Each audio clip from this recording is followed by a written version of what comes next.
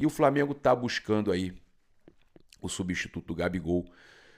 A questão do Richarlison, eu vi muita gente falando do preço alto, é verdade, procede, e falando que uma coisa é certa, que o Roger Guedes não agrada o Boto e o Felipe Luiz.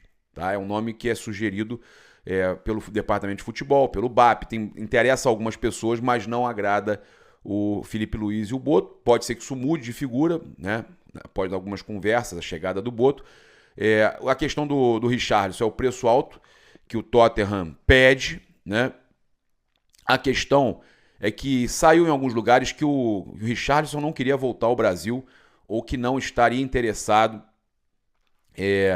em jogar no Flamengo. Nada disso, tá? Pelo contrário, ele se interessou, ouviu a proposta, tá? Fontes ligadas ao jogador garantem que não teve nada disso e que ele, inclusive, via com bons olhos, tá? Que essa situação toda partiu do técnico e não foi nem do staff, o staff dele também tinha interesse. Partiu do técnico e da diretoria do Tottenham, tá? Então não tem nada a ver, o Richarlison não queria vir, ele não quer voltar ao Brasil, não tem nada disso. Não tem nada disso, isso não existe.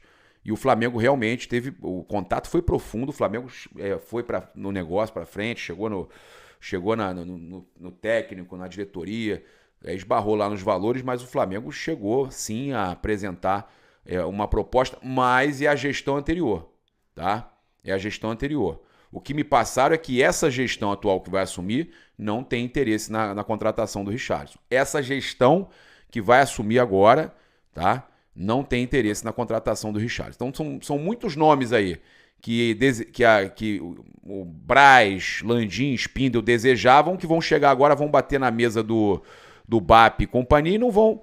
E do Boto, do Felipe, alguns o Felipe deu aval, outros não. E que vão ser vetados, tá? Então, essa é a realidade. Olha, o Globo Esporte falou, entenda como é que tá a busca aí do Flamengo por um substituto para o Gabriel, né? Meu xará. Nomes foram levantados pela gestão Landim, mas BAP é quem contratará o reforço. Richarlison é sondado, Roger Guedes avaliado. Então eles confirmam nossa informação, tá? E deixam claro que essa possibilidade de contratação aí passa pelo BAP. E eu tô falando para vocês, tá? Que alguns nomes não vão ser aprovados. Alguns nomes que a diretoria, através do Rodolfo Landim, eles queriam, né? Alguns nomes não serão aprovados, tá? Olha, o BAP está conhecendo hoje, né? Nesse momento que está assumindo aí a dívida do Flamengo, tá? O Flamengo vai precisar cortar alguns gastos, vender alguns jogadores. Se fala muito internamente no Wesley e no Fabrício Bruno, isso é uma realidade.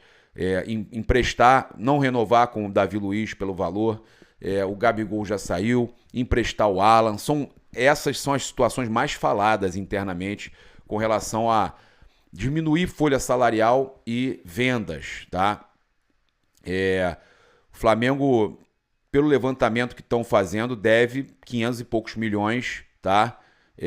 Se comparar com anos anteriores que chegava a 200, mas teve a compra de terreno e tudo mais, vamos ver o que vai acontecer.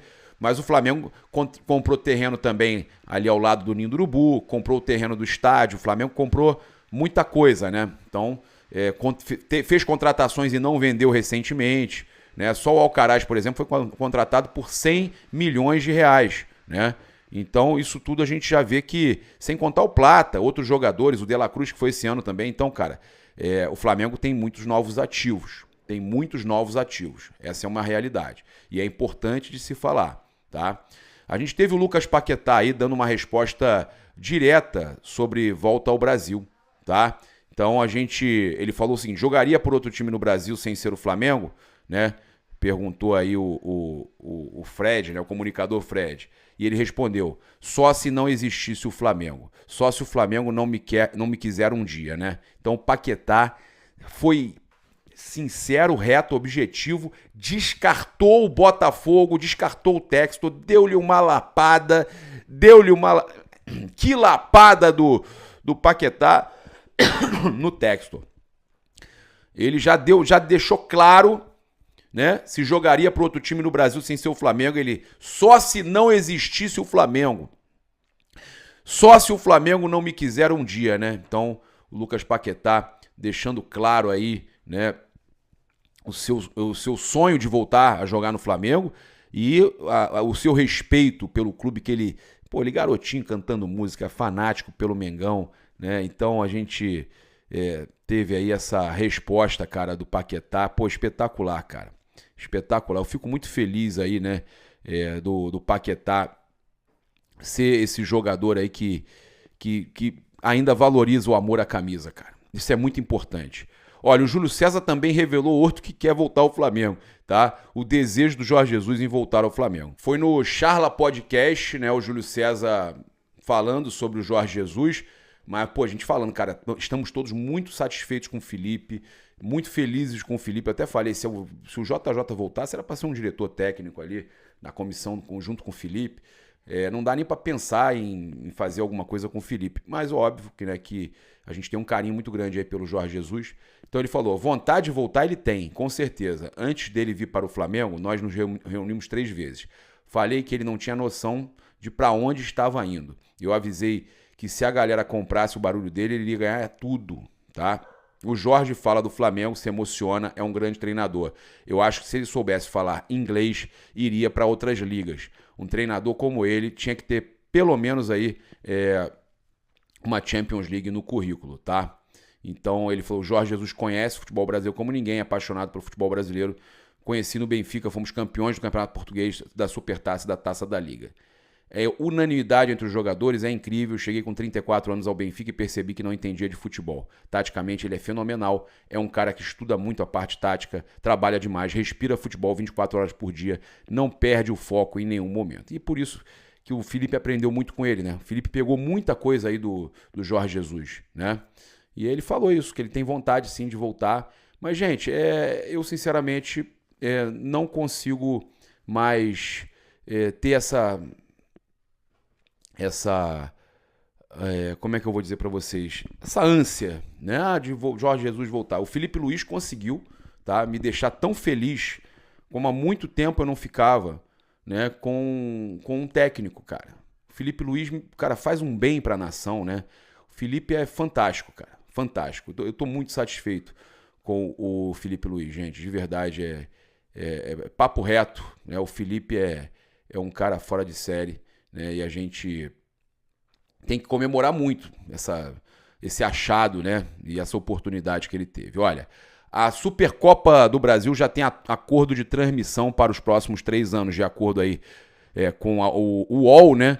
CBF e Globo chegaram a um acordo para a transmissão das próximas 3 edições do torneio da Supercopa. Flamengo e Botafogo se enfrentam dia 2 de fevereiro em Belém, né, de 8 milhões por ano, totalizando 24 milhões no total. Então, a Supercopa do Brasil continua na Globo, transmissão da Globo. Flamengo e Botafogo já vão fazer esse primeiro jogo aí do novo contrato, né?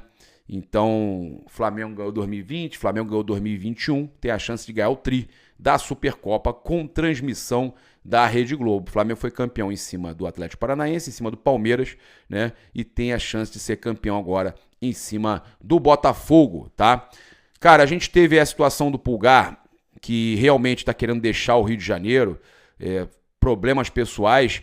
E, segundo a Band, né, a MP pede para Pulgar do Flamengo ser ouvido sobre uma casa alugada, né? E a gente não vai entrar em detalhes sobre isso, questão de polícia, eu não quero entrar nessa questão, mas ele só deve testemunhar no processo. O Pulgar não tem nada a ver com isso, mas pode ser uma das coisas que estão motivando ele a querer ir embora, tá?